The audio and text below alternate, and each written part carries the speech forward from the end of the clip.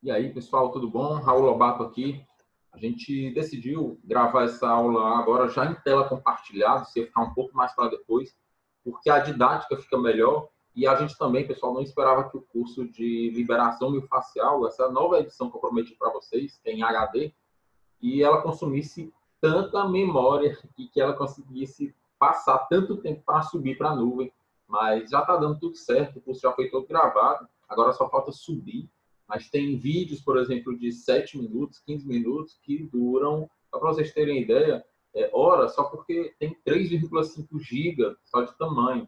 Então, a quantidade de memória que a gente teve que ter para gravar esse vídeo, para poder entregar isso para vocês, é muito grande. Então, desculpa aí, por isso que a gente vai conseguir agora já antecipar essa parte para poder também tentar passar mais para vocês sobre o que é o método Raul Lobato. Na verdade, esse método de fisioterapia digestória Raul Lobato, ele tem por base você conseguir aumentar os seus rendimentos, aumentar a forma que você consegue a participação do seu paciente, a adesão ao seu tratamento. Porque de uma coisa a gente já tem certeza, eu tenho certeza que você já deve saber disso, o intestino ele é a base de tudo. Então, eu vou começar a mostrar para vocês, talvez, acho que está programado para daqui a 2 aulas, porque essa aula talvez eu tenha que dividir ela um pouco, mas nós vamos colocar ela como se fosse a aula da continuação do glúten, porque vamos começar naquele pontinho lá que ficou no módulo 1, que ficou parado. Então, o que acontece? A partir dela, a gente vai dividir ela, fragmentar para não ficar também muito grande e conseguirmos subir mais rápido, a gente vai fragmentar essa aula que eu vou dar aqui para vocês agora. E a gente já começa a passar algumas coisas que vocês têm que saber, que vocês têm que ter para poder dizerem para o paciente, porque vocês têm que provocar essa adesão do paciente. E a única forma de vocês provocar essa adesão do paciente de vocês é vocês mostrarem que tem a segurança, que tem o conhecimento. E para isso, a gente está aqui entrando numa outra parte, inclusive, do curso, com outra promessa, com uma promessa que surgiu a partir da necessidade que a gente viu de poder passar para vocês, simplesmente esse método. Para a gente poder fazer isso, a gente tem que dedicar um tempo a conhecê-los melhor.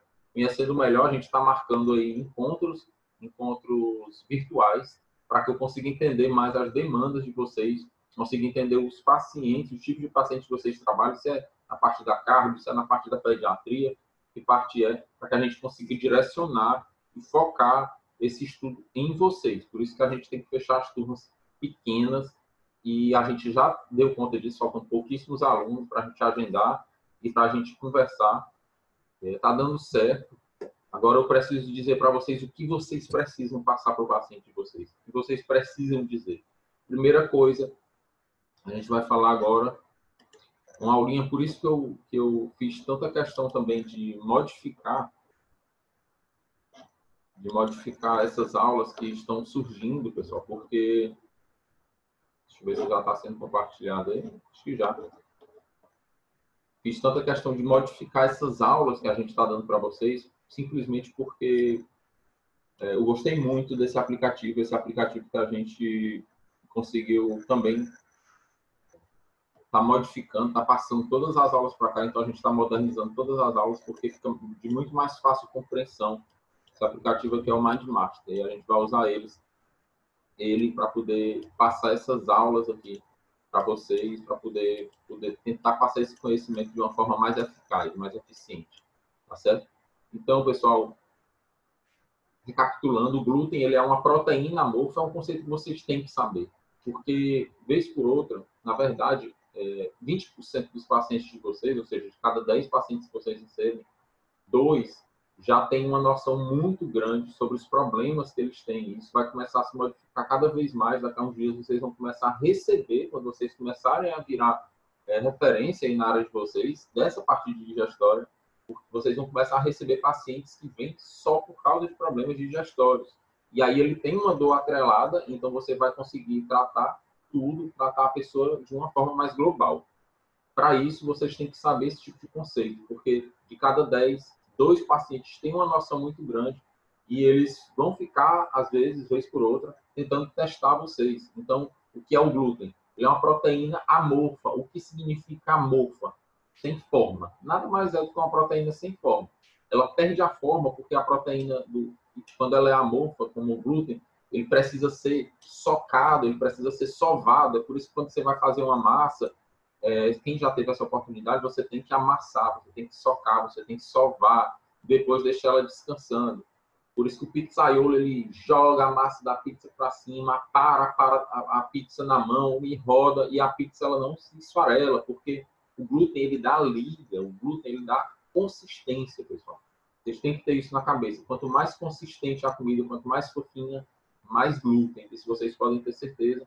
Por isso, os grandes vilões inflamatórios do intestino, e daqui a umas aulas vocês também vão ver os artigos que dão respaldo para dizer por que a inflamação intestinal vai ocasionar esse tanto de dor, como é esse mecanismo de transmissão. Quer dizer, isso não é uma coisa tão lúcida ainda para a ciência, mas a gente consegue fazer algumas suposições já muito grandes a partir de reviews, e eu vou expor para vocês aqui algumas reviews só que sobre esse tema do glúten. Então, vocês já tem que ter essa ideia na cabeça, e essa ideia tem que ser bem clara. Então, vocês treinem aí no espelho também. Quando alguém lhe perguntar o que é o glúten, você diz que é uma proteína amorfa, uma proteína sem forma, que dá liga, que dá consistência aos alimentos. E ele é tão pró-inflamatório, por quê? Porque a gente vai ver isso agora, hoje, nessa aula, certo? Eu espero conseguir passar isso para vocês com muita clareza. Vocês não esperem ficarem com muitas dúvidas, vão me perguntando, não esperem me encontrar um dia num curso presencial para tirarem dúvidas, vão perguntando. Não existe dúvida boba, pessoal, pode me perguntar qualquer coisa, porque eu, às vezes, eu já estou há muito tempo nessa estrada da digestória, vocês estão começando agora, então, às vezes, uma coisa por mim pode passar batida, porque eu não tenho mais tanta dúvida no assunto. É claro que a gente está sempre estudando, está sempre se renovando. O que a gente está trazendo para vocês é o que há de mais moderno no mundo, não é o que há de mais moderno no Brasil, é no mundo. Para vocês terem ideia, esse ano eu já tenho agendado um curso com o Fasano. O Fasano é o bambambam da ciência, que estuda intestino. Então, ele é o cara que mais sabe disso no mundo. Nos melhores congressos, nos congressos de ponta, ele está presente. Eu já tenho um curso também agendado com ele. A gente já fez aula com pupilos dele. A gente está nessa estrada há muito tempo e a gente está trazendo, vocês podem ter certeza, o que há de melhor, o que há de mais moderno. Então, respaldo vocês vão ter para mostrar para todo mundo. Que é o glúten, uma proteína amorfa, proteína sem forma, dá liga, consistência aos alimentos. Ela pode vir do quê? A gente também vai responder isso nessa aula. Então, vocês devem estar vendo aí o glúten, primeiramente. Raul, por que eu acho que o glúten faz tanto mal? Por que você diz que o glúten faz tanto mal? A primeira suposição, pessoal, é a diferença de ambiente de milhares de anos atrás para hoje. O que a gente tinha antigamente? A gente tinha que os ambientes, tudo que a gente passava, né? Tudo que a gente comia era uma alimentação orgânica, não existia, o solo não era contaminado, não existiam agrotóxicos, não existiam pesticidas. E tudo isso, vocês sabem que é acumulativo, vai se acumulando no nosso corpo. Muitas vezes o corpo não consegue se livrar daquilo, porque existe um processo de quelação. A gente também vai ver mais tarde, mas o que é o processo de quelação, para que vocês já fiquem conscientes disso? É quando um aminoácido, uma proteína se liga a um tipo de substância que vai ser essencial para o nosso corpo. E quando ele se liga, por exemplo, um exemplo muito conhecido, quando a pessoa passa por um incêndio, o monóxido de carbono ele forma uma ligação bem mais estável com as hemácias do nosso corpo do que o dióxido de carbono, ou seja, do que o gás carbônico comum. Então, por isso que as pessoas se asfixiam, o monóxido de carbono ela se prende às hemácias e não se soltam mais. Então, a pessoa tem que respirar uma concentração muito mais pura de oxigênio para poder provocar o efeito do oxigênio, que é um descarregador natural de moléculas lá do ciclo de Krebs. Então, isso vai fazer com que a pessoa sufoque, mas é um sufocar sanguíneo, não um sufocar no pulmão.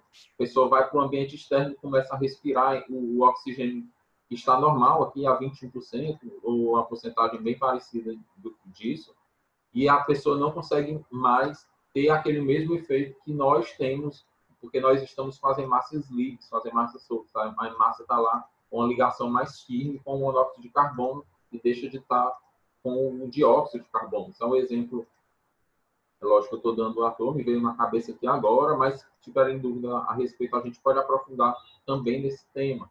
Mas o que a gente quer dizer é que, às vezes, alguns íons metálicos, eles têm, por exemplo, uma preferência muito maior,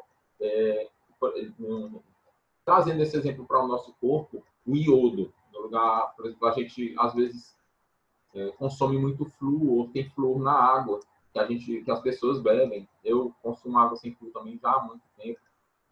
De preferência, a gente tem que usar pasta sem flúor, porque não é bem explicado pela ciência. Se alguém tiver um artigo que prove isso, pode me passar. Eu vou adorar receber um artigo desse, dizendo para que serve o flúor. Para mim, o flúor não serve para nada, a não ser para dar problema no nosso corpo.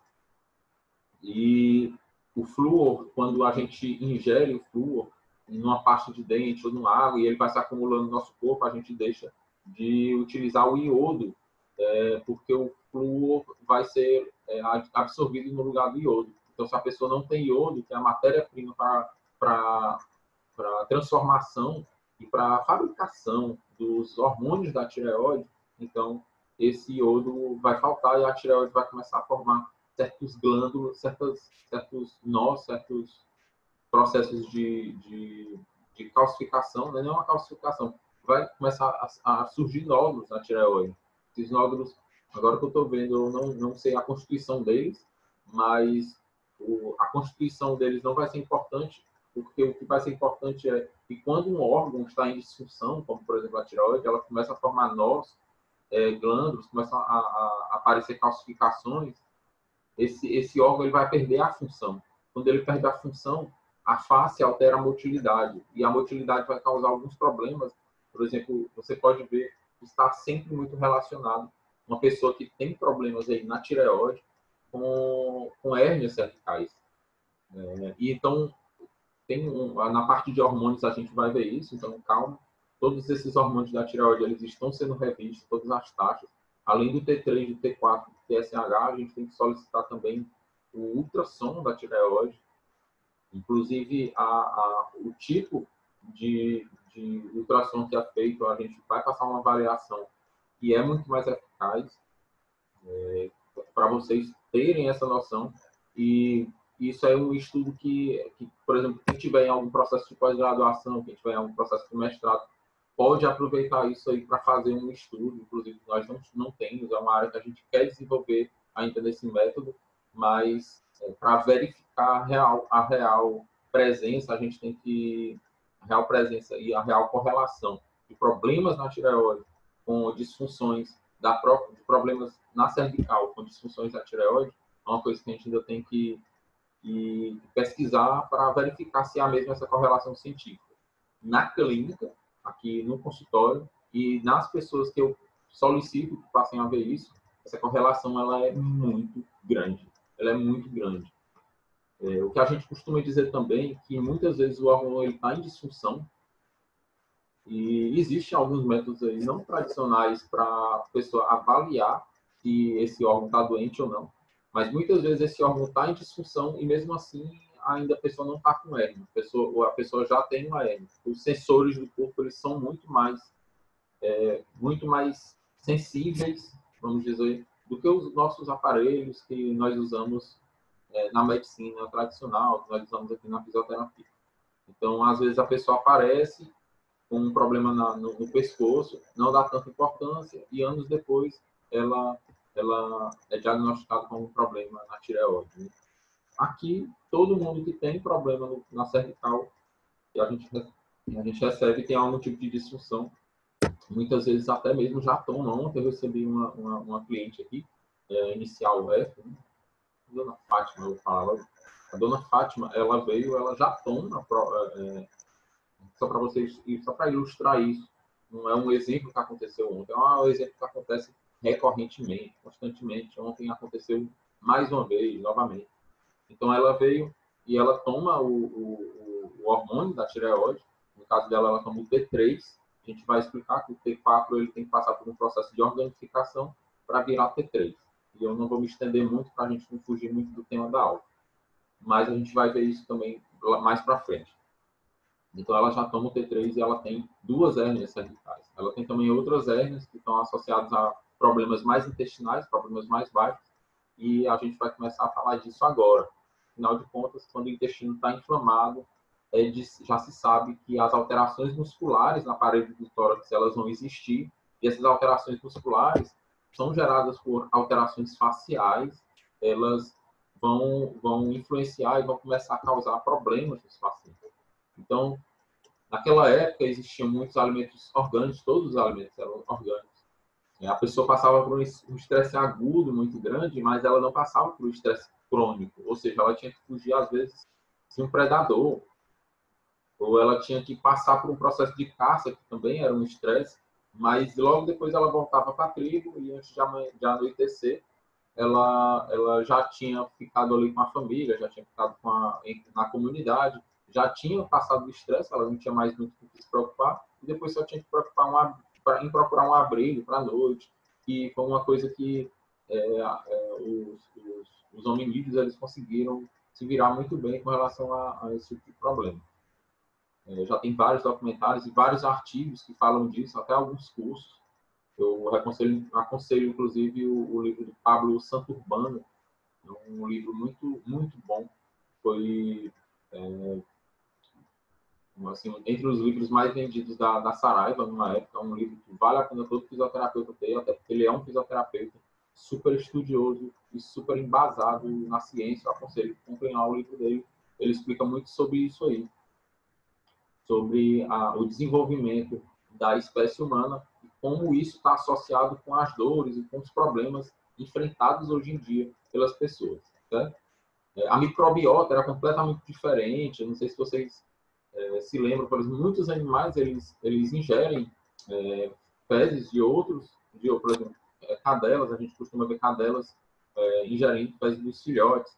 Aquilo, de certa forma, é um microbiota. Hoje já existe transplante fecal e já existe uma correlação muito grande quando você faz o transplante fecal, que é através de uma sonda nasentérica, de um indivíduo saudável para um indivíduo magro, por exemplo. Isso aconteceu com indivíduos magros e indivíduos obesos. Passa a microbiota do indivíduo magro para o indivíduo gordo, ele tem uma redução de peso significativa, ou então, às vezes, quando a pessoa é subnutrida e recebe isso, ele tem uma melhora de peso. Sempre há uma diferenciação, porque, como eu expliquei em uma das aulas teóricas que precedem o curso que vocês estudaram, a microbiota ela vai metabolizar muitas das coisas que a gente vê, que a gente come, que a gente ingere. Então, ela metaboliza e a gente absorve, o corpo consegue absorver. Se não há microbiota, não há o metabolismo, então o corpo não vai conseguir absorver. Vamos dizer, o mecanismo é mais ou menos esse. Então, a microbiota ela vai diferir basicamente nesse aspecto, né? Havia muitas horas de sono e sem luz artificial, a gente sabe que a luz artificial ela inibe a melatonina, que é o hormônio que vai fazer que a gente chegue no sono mais profundo. Eu expliquei isso, vai ter uma aula mais especificamente também só sobre sono no curso, mas sem luz artificial as pessoas conseguiam dormir com uma qualidade melhor, então elas tinham menos estresse e isso também ajudava a elas não desenvolverem tanta inflamação crônica. Muita atividade física, esse estudo aqui inclusive, que eu anexei aqui na aula, esse estudo ele correlaciona, na verdade, o estilo de vida antigo, o estilo de vida onde se vivia há muito tempo atrás, com as doenças. Deixa eu abrir aqui para rever o título dele.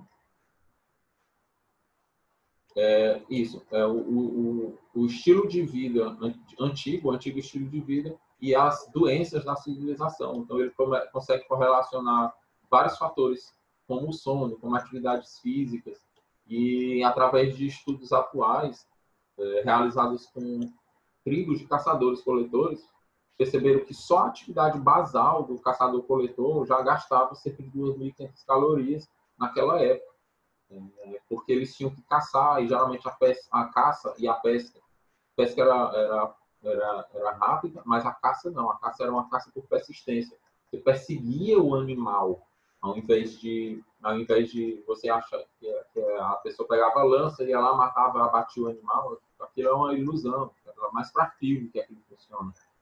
Na verdade, a gente perseguia o animal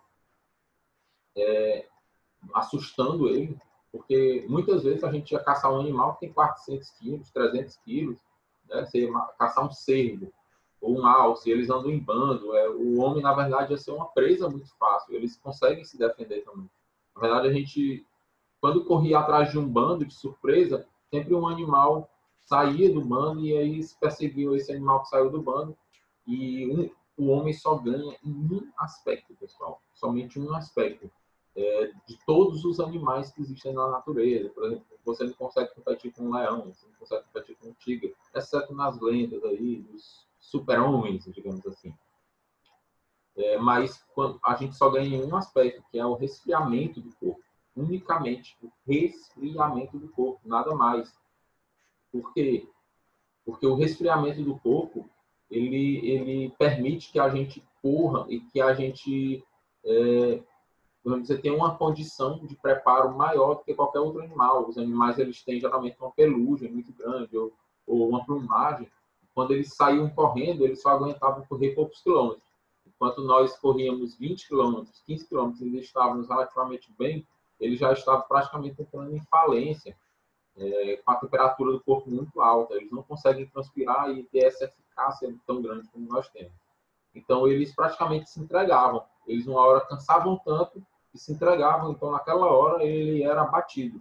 E aí você pegava um pedaço do animal só, porque geralmente os caçadores-coletores, eles, apesar de andarem em grupos, eram grupos pequenos, vamos lá dizer 2, 3, pegavam uma parte do animal, tipo um pernil, ou uma coxa, uma parte traseira, e levavam para a tribo. O restante, quando eles não enterravam, eram consumidos por outros animais, que são os animais carniceiros, mas geralmente até 2, 3 dias ali a carne ainda estava pronta para consumo. Até a gente desenvolver outros métodos, como a salinização ou a conservação através do resfriamento, isso só na civilização moderna a gente conseguiu fazer. Mas a salinização, para o aproveitamento de carne, já é um processo bem antigo, bem mais antigo. Então, aqui nesse estudo, que também está disponível lá no grupo, pessoal, vocês podem anotar, né, o título do artigo e vocês pesquisarem lá no Telegram. Se vocês não souberem como pesquisar, também pede essa dúvida que a gente responde com um videozinho rápido. É uma coisa que a gente responde rápido e você já resolve, não fique empatado, não arruma desculpa para não aprender, não arruma desculpa para não ir atrás do conhecimento. Isso aqui, mais uma vez, mostrando para vocês que é uma review, é um artigo topíssimo, excelente. Vai mostrar vários desses aspectos que a gente está falando aqui. A gente tinha muita exposição ao sol, se tinha muita exposição ao sol, tinha muita vitamina D. Se a gente tinha muita vitamina D, a gente tinha menos inflamação. A gente tinha mais partos vaginais. Eu não anexei aqui, mas há um estudo mostrando que os partos vaginais, quando a pessoa tem um parto vaginal, ela tem um contato maior com a microbiota do órgão sexual da mãe. Então, aquela microbiota já ajuda na formação da imunidade. Hoje, as cesáreas, quando a criança é tirada, já não tem esse contato. Então, tem menos uma microbiota menos eficaz, digamos assim. Eu tenho esse artigo também, se eu não botei no grupo ainda, ele vai ser adicionado no teste de cobra. Esse aí eu tenho bem facinho. O aleitamento materno, pessoal, ele também era muito importante. Naquela época se tinha isso com muito mais facilidades e também não existia poluição. Então, assim, o ambiente naquela época é muito diferente do ambiente que a gente tem hoje. É um ambiente que era muito mais propício às pessoas não terem esse tipo de doença inflamatória como nós temos hoje. Hoje a gente tem vários fatores, eu não vou entrar tanto em detalhes. Como eu disse, eu já vou... Deixa eu ver aqui quanto tempo dá nesse vídeo.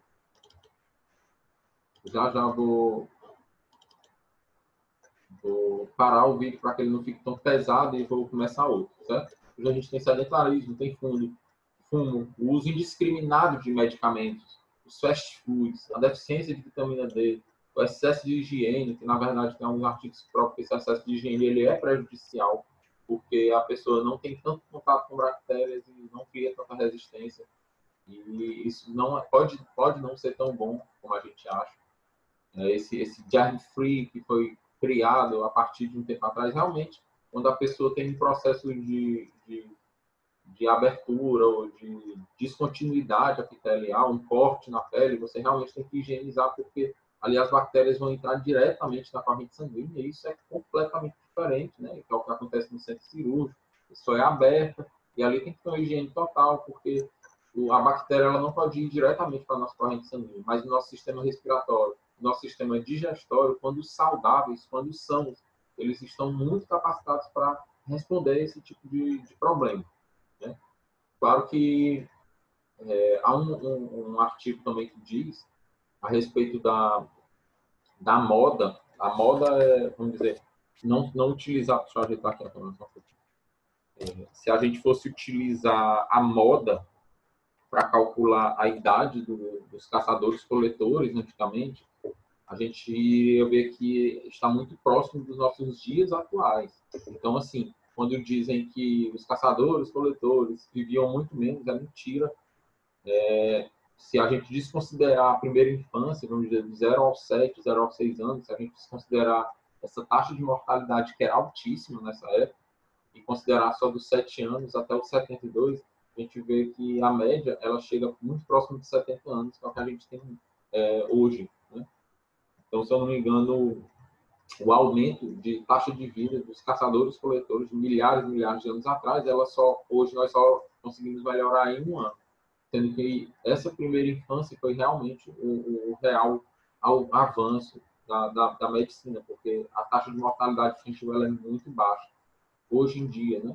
Antigamente a pessoa pegava uma disenteria, ela morria, porque não se conhecia um soro, não se conhecia nenhum tipo de tecnologia que ajudasse a pessoa a sobreviver a isso.